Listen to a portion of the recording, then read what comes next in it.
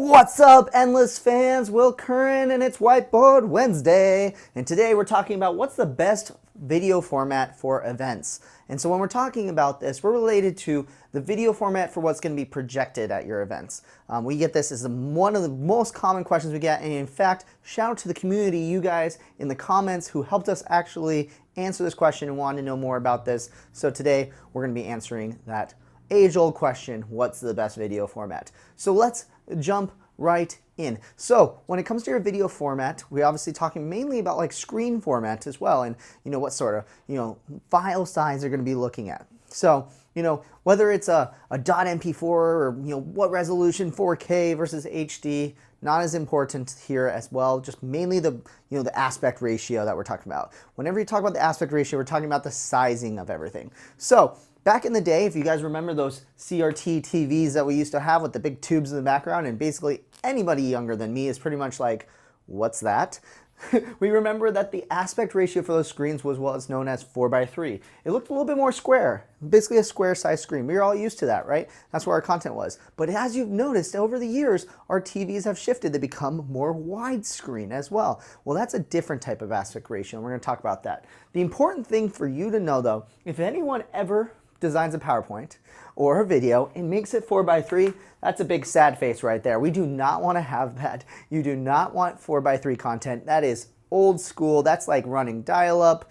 Oh my gosh, we do not want 4:3 content anymore. In fact, most rental house AV companies don't even carry 4:3 screens anymore, so therefore it ends up being more expensive for you to do it that way. Instead, what you want to be using is 16:9, this wide screen on here that we have on here. Very, very common whenever you're doing your screens. So make sure when you're telling your presenters, never use 4:3, always 16:9. What you usually tend to find is a little bit less tech savvy people are using 4:3. Almost everyone knows to use 16:9 now.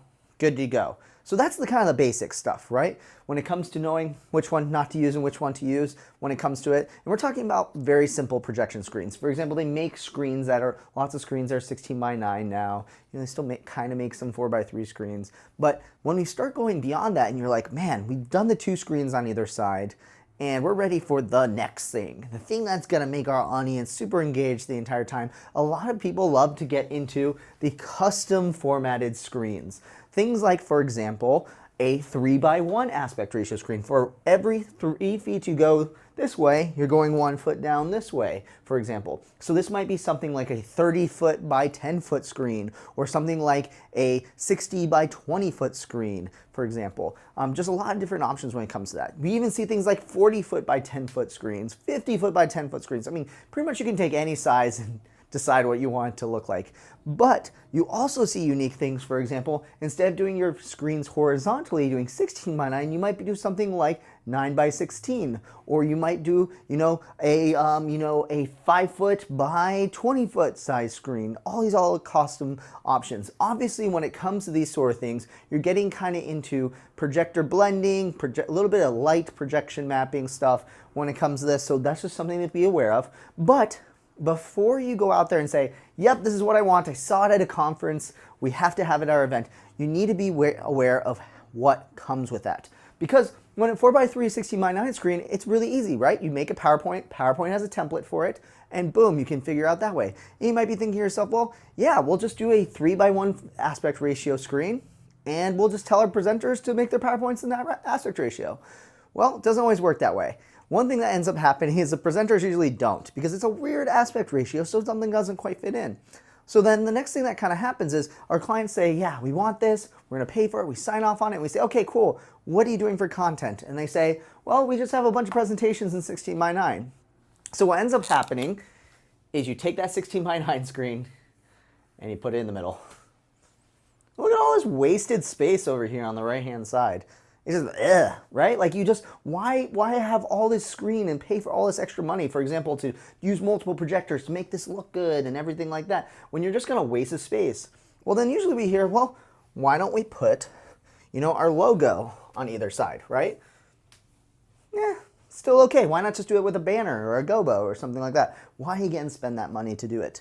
So what I wanted to recommend to you guys is, as we start to do this, is some unique options that you can do when you're doing these custom contents, and how to do it the right way, and how to bring unique items into it.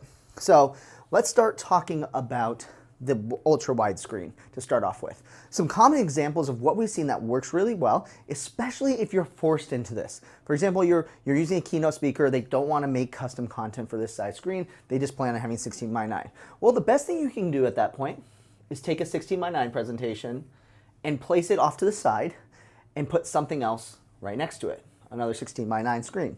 You know, add some borders and designs and things like that. You know, maybe some sponsor logos at the bottom, maybe your logo at the top right, that sort of stuff.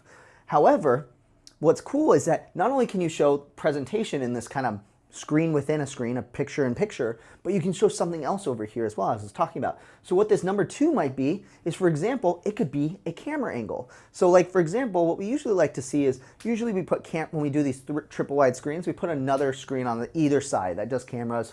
This is just content. But let's say, for example, you're doing a cooking event, which we've done before. And what we did is we put, you know, the PowerPoint over here, and then they're doing demonstrations. So we put a constant top-down view right next to them, which is really cool. Again, utilizing the screen, and we are able to switch. Or, for example, you could put one camera on this one, second camera on this one. Pretty cool. Again, like picture-in-picture options available to you when you're doing these screen formats. However, one thing that I've seen also be really successful is you have the PowerPoint over here, and then you put audience engagement software over here on the right-hand side. For example, it could be something like a text-to-screen software, or a Q&A software, or a polling software. You can put that over here. So as they're showing their PowerPoint, the question and the answers and the polls are pulling up here on the second screen the entire time. Pretty cool, right? So then that way you are maximizing the space. You get to add a little bit of theming around it. Really, really good. Really, really cool. But again, nothing really groundbreaking with that. Because to be honest, you could do the 2-screen option just by getting two 16:9 screens and putting them side by side, and you don't have that option. So the best way to take advantage of this is by utilizing the weird aspect ratio. So for example, asking your presenters to create a 3:1 aspect ratio screen, for example, that fills up the entire screen. You can show more pictures, you can make the text bigger, you can do a lot of really cool options with it, but designing all of your content from the ground up so it fills up that screen. That's the best way to take advantage of that weird aspect ratio.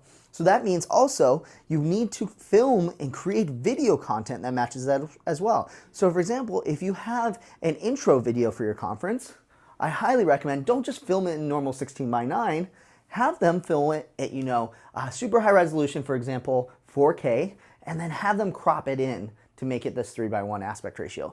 It will allow you to utilize the screen and make it look so much better, and you're going to be so much more happier with the results, and you're actually taking advantage of the screen.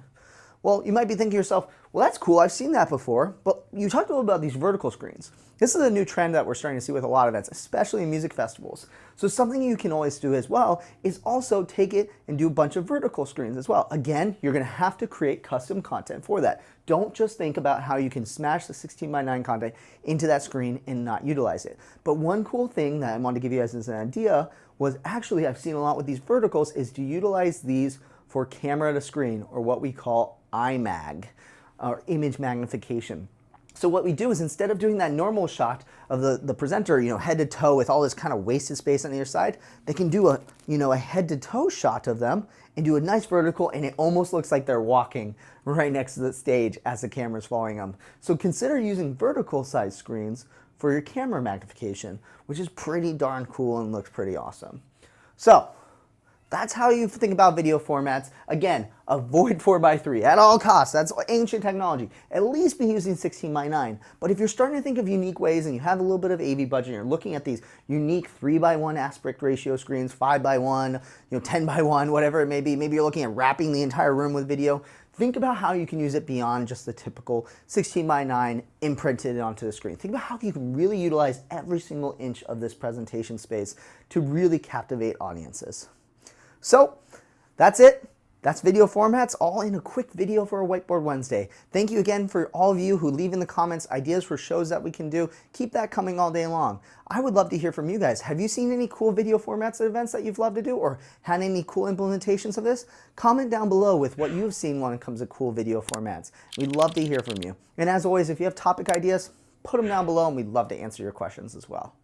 So that does it for Whiteboard Wednesday. Before you leave, make sure to hit that subscribe button. Check off that bell as well so you get notified every time we post a Whiteboard Wednesday video. And we'll see you next week on Whiteboard Wednesday.